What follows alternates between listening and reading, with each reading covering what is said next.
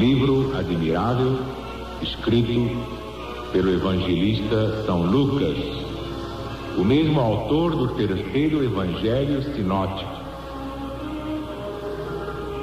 Já expliquei que São Lucas era o secretário de São Paulo apóstolo. E para ser secretário de São Paulo, era preciso ter muito merecimento. O velhinho era muito exigente. Era às vezes irritante, mas não queria saber de ninguém, queria saber de Jesus. E Jesus estava satisfeito com ele. Essa era a obsessão de São Paulo, o grande apóstolo dos gentios, aquele que pôde dizer: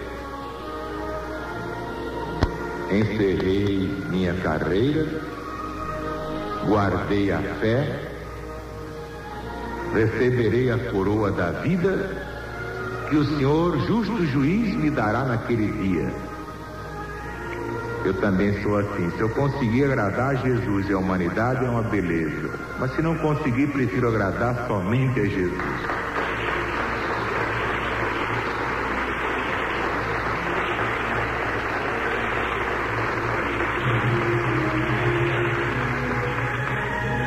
Ora, enquanto o mestre estava com os apóstolos e os discípulos, era ótimo trabalhar, né? Qualquer coisa era só perguntar a Jesus: Senhor, como é que eu faço isso, hein?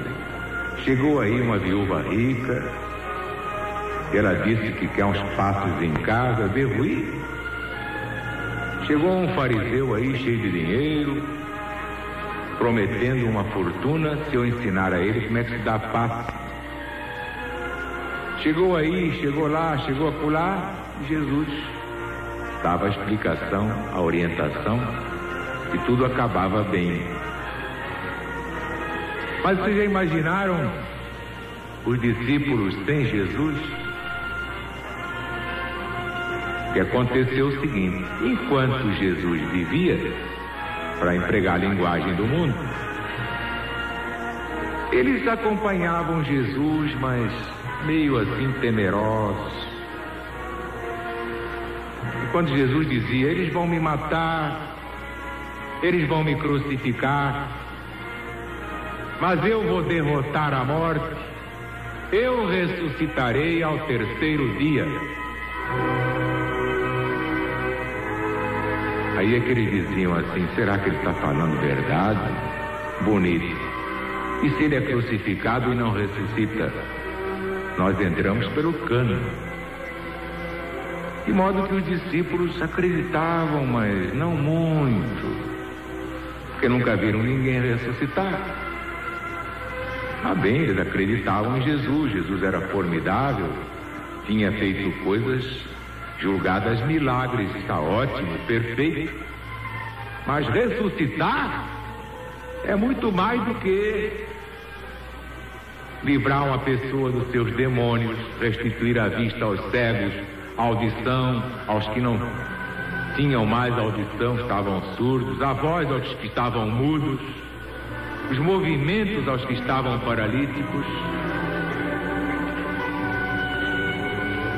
Tá bem, Jesus fez tudo isso, nós vimos com os nossos próprios olhos, mas ressuscitar, você sabe o que é ressuscitar lá no fundo da cova? Você não acha que Jesus está um pouquinho exagerado? Prometer que vai ressuscitar? Quem é que já ressuscitou? Quem partiu não volta mais. O próprio povo diz: quem parte não volta. E como é que Jesus vem dizer que vai ressuscitar? E se não ressuscitar? E não podemos condenar nenhum dos apóstolos por ter pensado assim, porque nós mesmos faríamos pior. Jesus dizia: eles destruirão este templo. Ele achava que o corpo humano é um templo. E é. Eles destruirão este santuário, mas eu o reedificarei em 3 dias. E aí estava o grande escândalo. E se ele não fizer o que prometeu? Tem uns milagrezinhos assim, curar um obsidiado, restituir a vista a um cego, curar uma catarata, reconciliar um casal que se odeia. Tá bem, isso um homem bem evoluído consegue. Mas ressuscitar de entre os mortos, essa é muito forte. E se não ressuscitar? Por isso é que o pessoal, na hora que Jesus foi preso, começou a tremer feito vara verde. Todo mundo apavorado. E cada um pensava, se prenderam Jesus para crucificar, e nós? Vai ser pior ainda. Então viviam trancados a 7 chaves, de medo dos judeus, apavorados, pensando que iam ter o mesmo destino. Uma coisa assim que lembra a Inconfidência Mineira. E depois que Tiradentes foi preso, pronto, ninguém queria mais participar da Inconfidência. Todos passavam a se incriminar. Você que foi o culpado, você que veio com essa história de Inconfidência, eu não queria entrar nisso. E agora, bonito, o que vai ser de nós, da nossa família? E Tiradentes teve esse rasgo divino de assumir sozinho toda a responsabilidade. Morreu por ele.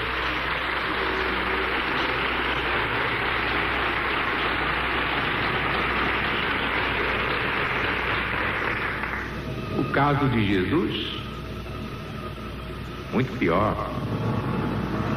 De modo que nós não podemos, de modo algum, condenar aqueles discípulos atarantados, apavorados, esmagados pelo medo.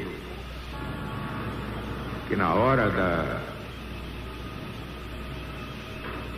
prisão, eles tiveram a impressão de um Jesus derrotado e não reagiu. E lá foi Jesus, a bufetada, a tapas, a pontapés, na frente de um bando de canalhas. Qualquer um falsearia, fraquejaria, tremeria. E aquele Jesus que tinha poder para fulminar os seus perseguidores, com um simples olhar podia matá-los, estava ali apanhando tapas, levando cusparadas. Era para tremer mesmo. E eles tremeram de medo. Por isso é que São Pedro negou Jesus 3 vezes. De medo, de horror, de pavor, de ser também condenado. Não podemos condenar nem Judas, coitado. Que Deus é que se encarrega de punir ou galardoar através de leis. Nem é ele, são as leis que ele estabeleceu e que funcionam automaticamente. Deus não castigou Judas. Judas é que se castigou, porque quando se infringe a lei, pode-se acabar na forca, como Judas Iscariotes acabou.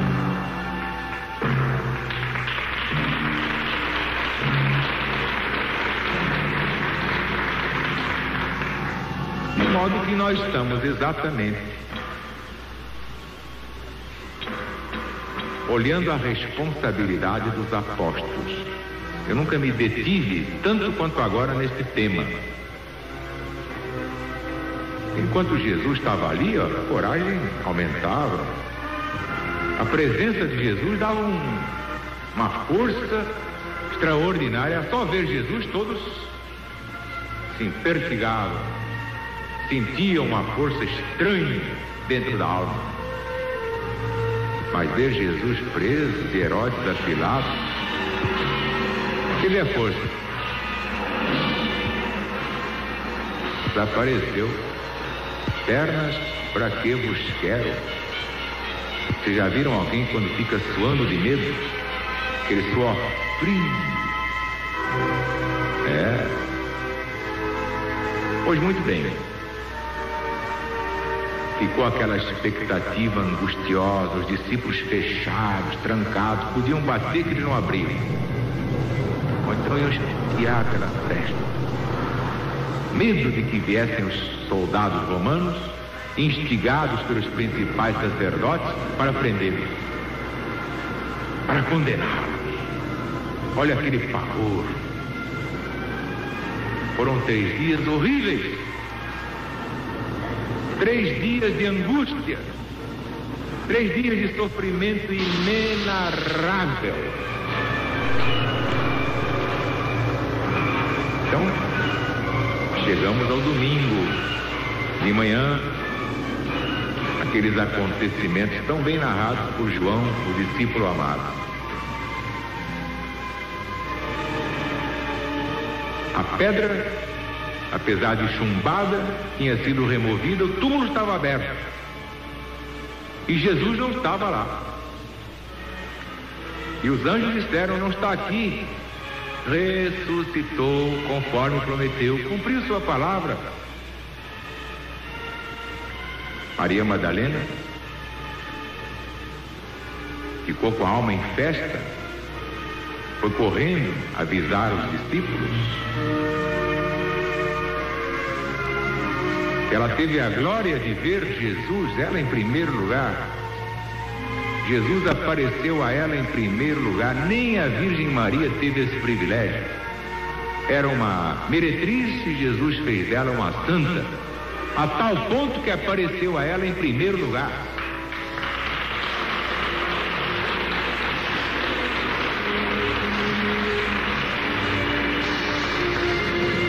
Então ela foi lá. Jesus ressuscitou e ele me disse: dizei a meus irmãos que eu irei adiante deles para Galiléia.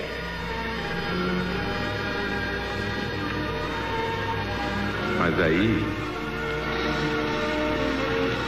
apesar de haver um frêmito de alegria, houve uma ponta de ciúme, de inveja.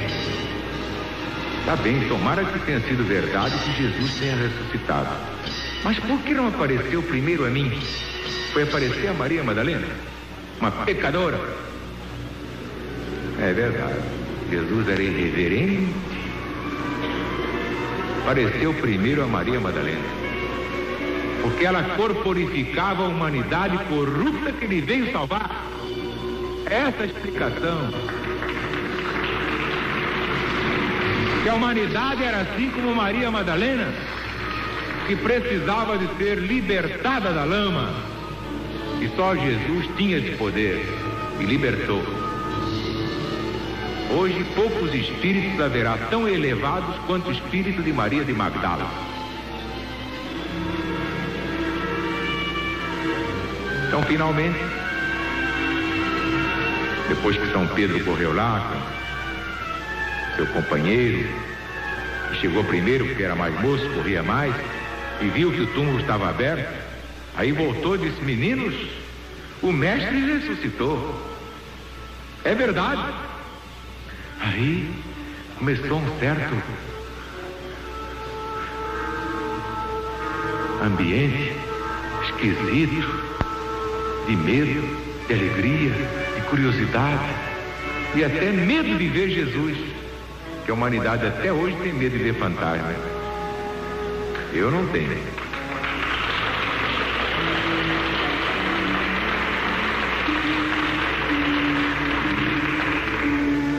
O que aconteceu? Estavam todos lá no cenáculo, tudo trancado às 7 chaves. Pois bem, sem bater na porta, sem enfiar uma chave na fechadura, sem entrar pelo telhado, Jesus entrou no cenáculo atravessando as paredes.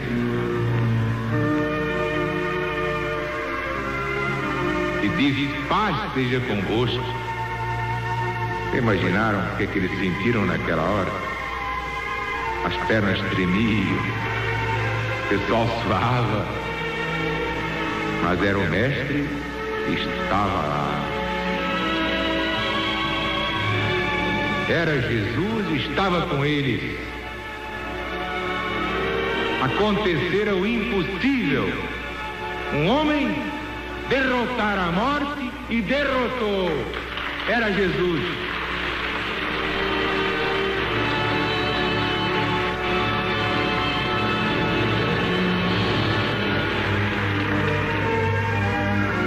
Tanto que houve um fato muito curioso.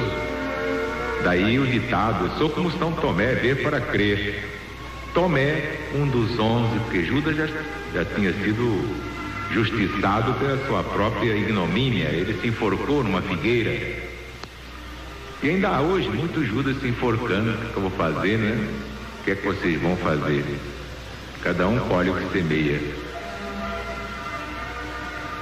Eram só 11 e um não estava, que era Tomé, também chamado Dídimo. Quando Jesus se retirou, Tomé entrou. Eles disseram: Tomé, nós vimos Jesus. É verdade, ele ressuscitou. Tomé olhou assim para eles: o quê? Jesus o quê? Esteve aqui? Ressuscitou? Você não puseste dedinho lá no lugar dos cravos, pés e mãos e no lado da lança? Aquele soldado espetou a lança do lado de Jesus. Se não puser o dedinho lá, de modo algum eu creio nessa artilharia para cima de mim. Mas da segunda vez, Tomé estava. Os 11 estavam. Tudo trancado, tudo fechado, as 7 chaves. E Jesus, atravessando as paredes, entrou. Paz seja convosco.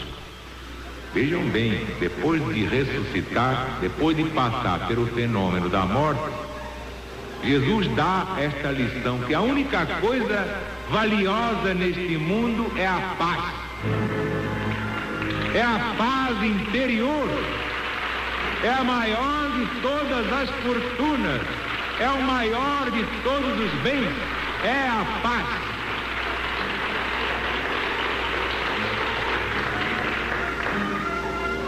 Aquele espanto, os que já tinham visto, jamais encorajados, mas Tomé com os olhos desse tamanho. E Jesus, imediatamente olhando Tomé, disse: vem cá, Tomé.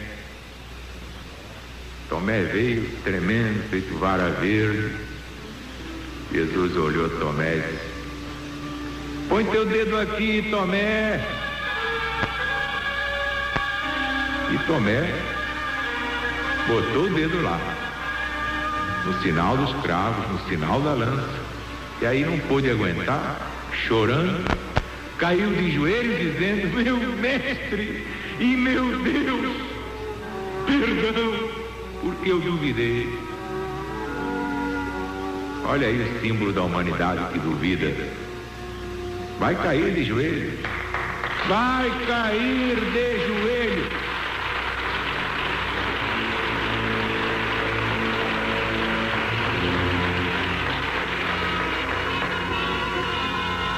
Ora, depois que Jesus se retirou,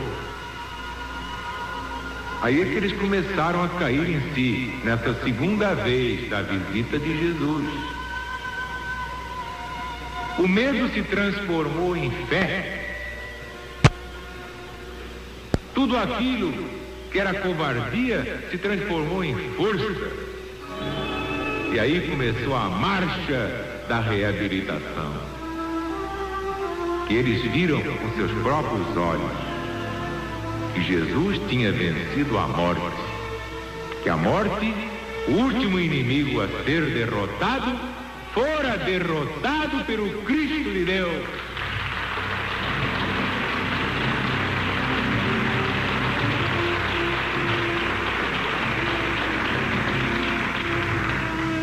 É justamente o que vamos ver nos Atos dos Apóstolos. Os discípulos passaram a olhar a morte com desprezo. Um foi decapitado, outro foi crucificado de cabeça para baixo. Discípulos foram lançados aos leões, mas sem medo nenhum, enfrentando os leões, cantando. Eles cantavam na certeza de que ressuscitariam como Jesus ressuscitou.